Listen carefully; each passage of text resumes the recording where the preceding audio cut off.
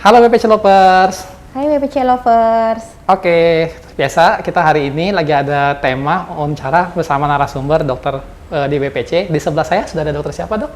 Ya, saya Dokter Intan Ristasari.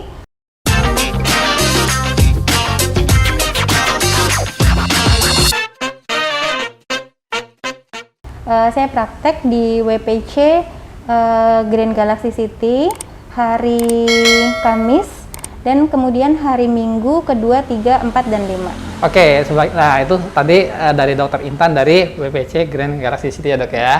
Oke, nah seperti biasa Dok, kalau kita lagi ada acara nih, bincang-bincang bareng dokter, kita akan bahas sebuah tema permasalahan kulit atau tips untuk bagaimana kamu menjaga tampilan kulitmu agar tetap baik. Nah, kebetulan hari ini kita akan angkat tema nih Dok ya, bagaimana cara meningkatkan skin quality. Oke, ya mungkin orang masih banyak banget yang simpang siur nih tentang informasi soal kolagen yang katanya hype banget nih Dok, bisa meningkatkan skin quality atau membuat kulit tampak lebih elastis. Nah, hari ini kita akan bahas nih, bedah tentang kolagen dan bener nggak sih sebenarnya kolagen itu bermanfaat untuk elastisitas kulit dan mungkin regenerasi juga mungkin ya Dok ya.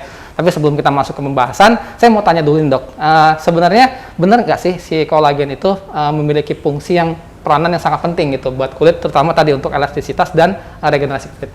Oke. Iya betul, itu betul sekali. Pertama-tama saya mau menjelaskan dulu sebenarnya apa sih kolagen itu gitu ya. Jadi kolagen adalah suatu protein dan dia merupakan zat pembangun utama pada kulit kita, pada tulang, pada tendon, pada ligamen, bahkan pada gigi, kornea mata, rambut, dan bisa ditemukan kolagen di seluruh bagian tubuh kita. Karena kolagen ini berfungsi sebagai jaringan pengikat jaringan, kemudian perlekatan sel, kemudian perbaikan jaringan, bisa menjadi migrasi sel juga. Nah, kolagen-kolagen di dalam tubuh kita ini tuh sangat banyak. Di dalam penelitian bisa sampai ditemukan 28 kolagen. Tetapi yang sering ditemukan atau kolagen yang paling utama adalah tipe 1, 2, dan 3. Nah, kolagen tipe 1 ini membentuk struktur kulit, membentuk struktur tulang, tendon, jaringan ikat, tulang rawan, dan gigi. Kalau tipe 2 berada di sendi, tipe 3 berada di otot, kulit juga, kemudian pada pembuluh darah. Nah, kolagen sebenarnya diproduksi secara alami oleh tubuh kita, gitu. Tetapi dengan bertambahnya usia, setiap tahunnya kolagen kita ini berkurang, kurang lebih 1% gitu. Jadi jika diteliti sekitar usia 30 tahun, biasanya kolagen kita akan berkurang sekitar 15-30%, seperti itu. Jadi selama ini kolagen itu bukan hanya untuk kulit ya, sebenarnya banyak banget fungsinya yang seperti Dokter Intan tadi sebutkan. Dan ternyata kolagen menurun itu seiring bertambahnya usia, jadi seperti ya sudah siklus ya Dok ya, sepertinya Dok ya. Kalau kita nggak pandai-pandai menjaga asupan atau kandungan kolagen yang cukup ya Dok ya, pada tubuh kita. Nah, seperti kata Dokter Intan tadi sebutkan, jadi kolagen ini bisa turun dengan bertambahnya sampai 15% malah Dok ya tadi ya. Nah, kira-kira ada sih efek buruknya apa tuh Dok kalau misalnya sampai tidak ada perawatan sehingga kolagen ini terus menurun, terjadi penurunan di tiap bertambahnya usia? Kalau untuk kulit sendiri, efek penurunan kolagen banyak sekali ya. Bisa terjadinya keriput. Karena sebenarnya gini, kulit kita ini terbentuk 75% dari kolagen. 70% gitu. Ya Dok ya? 75%. Kita 75% ini terbentuk dari kolagen. Dan dia, kolagen ini berada di lapisan dermis. Jadi kalau anatomi kulitnya ada lapisan epidermis, lapisan dermis, kemudian subkutan. Dia ada di lapisan tengah, yaitu lapisan dermis, seperti itu. Nah, jika kekurangan kolagen, maka biasanya akan timbul garis-garis halus pada kulit, kemudian elastisitas kulitnya berkurang, kemudian bisa menyebabkan kering ya, karena kurang terhidrasi, seperti itu. Kemudian kulit menjadi tampak lebih kendur, kurang kencang, seperti itu. Jadi sebenarnya tanda-tanda seperti yang Dokter Intan jelaskan tadi bisa kita ketahui sendiri ya Dok ya, dengan ciri-ciri. Kalau udah nemu ciri-ciri yang seperti Dokter Intan sebutkan tadi, berarti ini tanda-tanda kolagen di tubuh kita tuh udah mulai menurun ya Dok ya. Oke, nah mungkin supaya langkah awal nih mungkin untuk mengatasinya nih. Biasanya kan orang akan pilih dulu pola hidupnya dok, berarti dari makanan. Nah kira-kira dari makanan nih dok yang bisa menunjang untuk meningkatkan produktivitas kolagen itu didapat dari mana saja nih dok kira-kira dok? Oke, kalau dari makanan jadi gini, kolagen itu awalnya terbentuk dari prokolagen ya. Prokolagen itu dibentuk oleh 2 asam amino yang digabungkan menjadi satu, yaitu glisin dan prolin. Nah, prokolagen ini sendiri selain dari glisin dan prolin, dia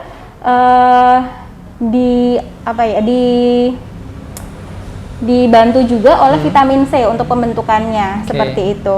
Nah, vitamin C ini banyak pada makanan seperti jeruk, kemudian buah stroberi, paprika. Kalau prolin biasanya terdapat pada putih telur, gandum, kemudian asparagus, kol, jamur, seperti itu. Kemudian glisin ini biasanya terdapat pada kulit ayam, kemudian gelatin, ya. Makanan tinggi protein juga kaya dengan glisin, seperti itu. Selain vitamin C, prolin, dan glisin, vitamin A juga mempunyai banyak potensi untuk meningkatkan produktivitas kolagen, seperti tomat, wortel, seperti itu ya. Memakan makanan seperti itu juga merupakan bisa menjadi membantu peningkatan kolagen. Kemudian mineral-mineral tembaga, misalnya kerang, kacang-kacangan, daging merah itu juga bisa seperti itu. Jadi banyak sekali ya dok ya kandungan makanan kalau misalnya kita mau cari di sekitar kita yang tadi Dokter Intan sebutkan tadi yang banyak mengandung kolagen ya dok ya tentunya. Nah biasanya sih ada beberapa orang mungkin yang nggak bisa sampai seperti tadi ya dokter disebutkan ya banyak banget makanan yang bisa dipilih dan mungkin karena aktivitas kerja yang padat akhirnya memilih mengalihkan kekurangan kolagen itu dengan mengkonsumsi suplemen atau penambah di luar dari makanan yang oral tadi. Nah kira-kira kalau penggunaan vitamin suplemen itu untuk meningkatkan kolagen itu efektif nggak sih dok? Ya cukup efektif juga. Jadi selain vitamin-vitamin yang tadi sudah ada di dalam makanan-makanan, kita juga bisa mengkonsumsi suplemen seperti itu. Nah, menurut penelitian, suplemen ini bisa dikonsumsi sekitar 2.500 sampai 10.000 mg per hari. Tentunya harus sesuai dengan kebutuhan masing-masing orang, karena masing-masing orang berbeda-beda ya kebutuhan kolagennya. Suplemen kolagen ini juga cukup efektif untuk mempertahankan kolagen di dalam tubuh kita, atau agar produksi kolagen dalam tubuh kita menjadi lebih meningkat, seperti itu ya. Nah, tapi dengan suplemen ini kita harus jeli untuk memilih suplemen yang baik untuk tubuh kita. Nah, salah satunya dengan mencari suplemen yang relatif rendah resiko untuk alergi, satu itu. Yang kedua, memilih suplemen dengan ikatan dengan airnya tinggi, relatif stabil, kemudian mudah larut dalam air ataupun asam. Kemudian suplemen-suplemen yang dengan dosis tinggi tapi berat molekulnya rendah gitu, sehingga dia mudah terserap oleh tubuh, seperti itu. Kemudian menurut penelitian biasanya tubuh kita ini menggunakan suplemen atau bisa mengkonsumsi suplemen perharinya adalah 2.500 sampai 10 mg per hari, tentunya sesuai dengan kebutuhan masing-masing orang. Baik. Jadi sebenarnya penggunaan suplemen itu cukup membantu ya dok ya untuk mempertahankan atau meningkatkan kadar kolagen di dalam tubuh kita. Nah, memang banyak banget metode ya dok ya yang saya sebutkan, dari mulai makanan yang mengandung kolagen ataupun ditambah dengan suplemen. Nah, dari WPC sendiri ya dok ya, kita punya solusi nih untuk membooster ibaratnya dok ya, membooster atau memberikan tambahan kolagen dari luar ya dok ya, yang mungkin tidak bisa kalian dapatkan hanya dengan rajin mengkonsumsi makanan tinggi kolagen atau dari suplemen, yaitu dengan treatment baru Wijaya, yaitu treatment Sang Sultan dok. Nah, saya akan kasih tahu nih salah satu treatment luar biasa dari Wijaya, yaitu dia ini hybrid kolagen ya dok ya, dan ini sangat premium sekali, merupakan produk dari Itali dok, merupakan produk dari Itali. Dan kenapa disebut treatment Sang Sultan ya dok ya, karena ini limited edition dok. Jadi satu produk ini hanya untuk satu customer. dibuktikan dengan ada scan barcode. Jadi ketika customer nanti akan mencoba treatment Sang Sultan ini ya dok ya, ini jadi satu produk ini akan di-scan khusus untuk pasien ini dan tidak akan dipakai lagi. Jadi ini sangat limited edition dan kenapa limited? Pasti ada sesuatu yang sangat spesial kan dok ya. Nah kita akan bahas nih treatment Sang Sultan ini kenapa sih sangat spesial, apa sih kegunaan dan fungsinya ya dok ya, dan bisa mengatasi permasalahan kulit apa aja. Oke dok. Oke, jadi dengan disebut treatment Sang Sultan ini memang mempunyai kualitas yang baik ya tentunya ya premium untuk kulit kita. Iya betul. Jadi ini adalah salah satu treatment yang ada di Wijaya dengan cara menginjeksikan hyaluronic acid dengan konsentrasi hyaluronic acid yang tinggi dan rendah yang tentunya sudah diproses secara thermal ke kulit kita sehingga dia dapat menghidrasi kulit, kemudian merangsang pembentukan kolagen, merangsang pembentukan elastin, kemudian juga merangsang sel-sel induk atau adiposit sehingga menyebabkan kulit kita menjadi lebih kencang, kulit kita lebih elastis, kulit kita menjadi lebih lembab dan menekan tanda-tanda penuaan seperti itu. Jadi sebenarnya benar-benar banyak banget ya dok ya, dari treatment ini bisa mendapatkan manfaat seperti yang dokter Intan tadi sebutkan.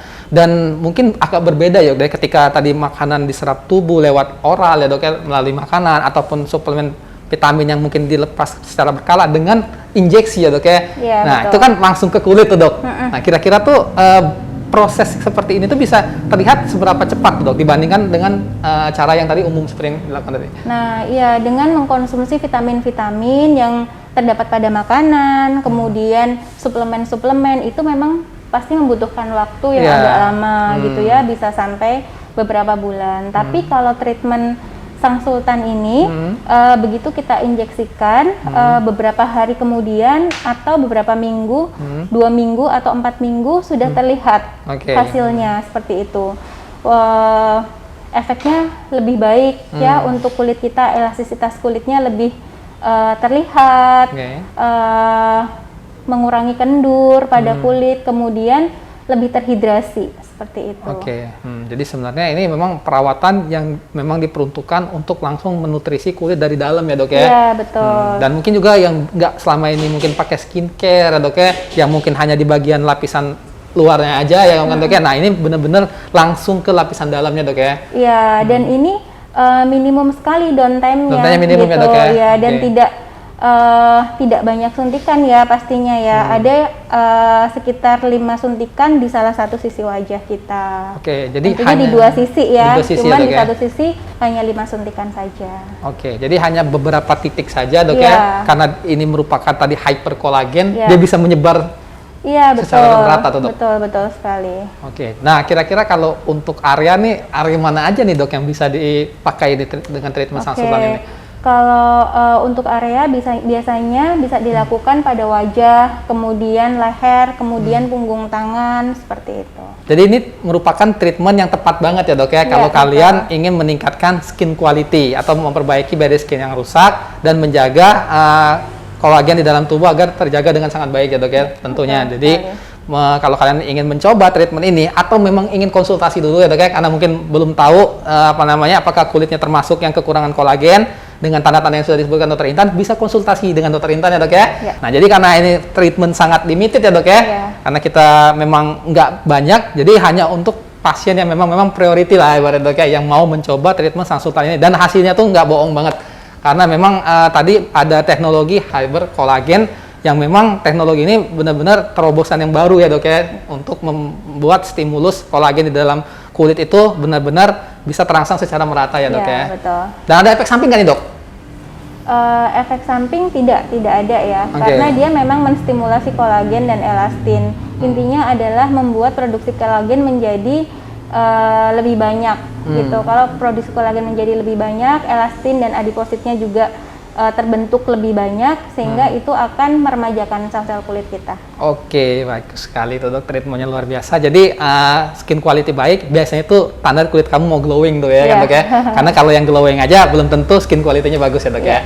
Oke, jadi mungkin itu aja. Terima kasih banget nih, Dok, atas waktu dan kesempatannya setelah informasi yang udah di-share nih sama WPC Lopez tentang manfaat pentingnya kolagen, bagaimana menjaga kolagen agar tidak turun, dan tadi pilihan opsional agar kamu bisa memenuhi kebutuhan kolagen ya tadi, Dok ya. Betul. Jadi ada tipsnya nih nggak sebelum kita tutup nih buat WPC Lovers sekalian, gimana cara menjaga kulit agar kolagennya tetap bagus nih, Dok?